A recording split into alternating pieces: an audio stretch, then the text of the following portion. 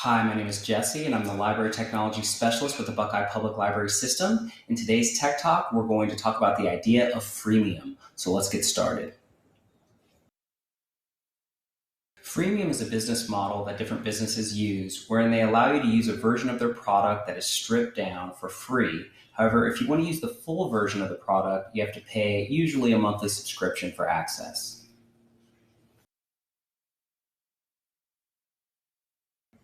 Some of the best known products out there that use the freemium model are from the music streaming platforms such as Spotify or Pandora. But there's also products like Canva that's used for graphic design, as well as WeVideo, which is used for video editing. The biggest thing to consider when using a freemium product is to pay attention to how the product is set up.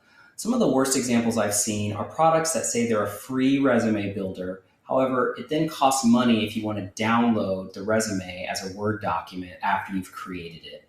In essence, it's a way to sort of hold you hostage after you've done the work of creating the product.